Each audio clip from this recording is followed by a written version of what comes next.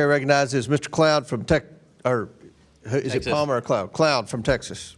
Oh, the great state of Texas, as we like to say. But thank you for being here. Thank you, Chairman, for holding this committee. There's a lot of consternation today about President Trump deploying the National Guard to help crack down on crime. I can remember it wasn't that long ago where the Biden administration had deployed the National Guard to block access to the people's capital. I would much more be in favor of helping solve the crime situation here in D.C. There didn't seem to be a lot of consternation coming from the left during COVID when our capital was surrounded by barbed wire and the National Guard were camped out. Over the last 3 weeks, it's pretty undeniable. I mean, I remember what D.C. looked like, and it was just a couple months ago when Trump was elected. You can go by Union Station. There were homeless camps camped out. We had 2 staff members who had to deal with situations at gunpoint where they were accosted at gunpoint. We had another staff member who had to move out of their apartment after being threatened. I was took a train into Union Station and missed being present for someone getting shot. My chief of staff at the time was sitting out front and saw it happen. Missed it by 3 minutes myself. You know, and you look at the stats of what's happened, and it's important to, there's a lot of comparing today apples to oranges and trying to, you put up charts and the numbers don't. But if you compare the 3 weeks this time to the 3 weeks last time, it's dramatic. 38% decrease in homicides, 44% decrease in sex abuse. I mean, this is extraordinary. If those trends were to continue, that's 50 people walking around the city alive, 50 families that haven't been broken up over the course of a year. That's extraordinary. Chairman Mendelson, can you not agree that D.C. is a safer place than it was 5 weeks ago? There's no question, but that if you look at the data, the crime statistics, that there was a reduction in crime during the surge. Yeah, okay. But as we have said, if you want to add 500 officers working with our MPD, of course we're going to see a reduction in violence. That's not the same as ICE raids, masked men. Important. It's not the same as the National Guard who's landscaping on the mall.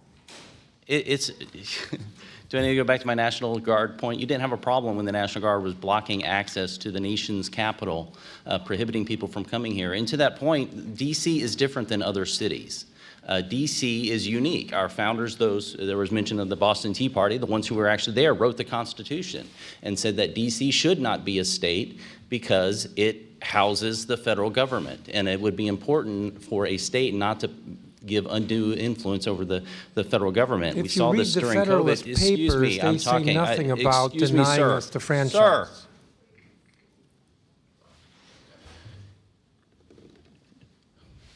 In September 20th, Capitol Hill Baptist Church was denied a permit to worship outside because of COVID-19, yet we had a number of Black Lives Matter protests in this community.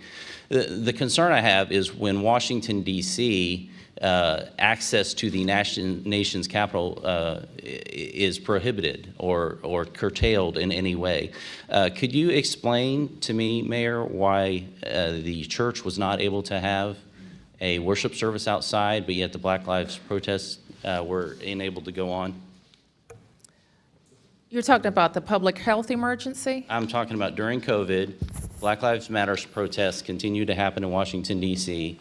With no retribution from the city, yet churches were not allowed to worship or worship outside even. Yes, I think that matter was litigated and it's resolved. Well, yes, COVID's over, but the point is that you have a city basically defining who has access to the nation's capital. And there were times where there were going to be a Trump rally and somehow restaurants got closed down that weekend and those sorts of things. Why was this church not allowed to worship outside, yet Black Lives Matter protests were encouraged by the city? My recollection is that... I mean, you went as far as to paint Black Lives Matters across the street. I want to answer your question. My recollection, and while I don't remember the specifics of that case, is that it fell under our large gathering prohibition in the early stages of COVID. But Black Lives Matters were okay?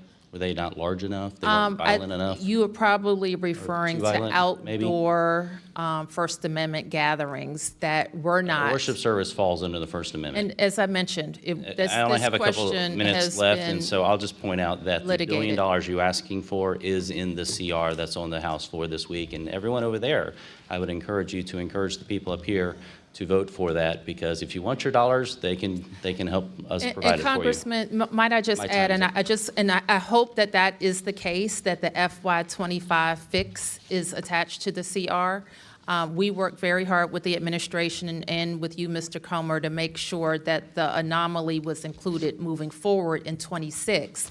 But the House, following Senator Collins' bill in the Senate, can still fix the FY25 CR problem that was $1.1 billion. And it's not too late, and it will help us balance. The CR extends funding that our folks here have already voted for. It also adds security Good, thank you. features, and then adds that for DC. So Got it, I thank you. expect unanimous support over there, right? Okay. Thank you, Mr. Mr. Chair, Cloud.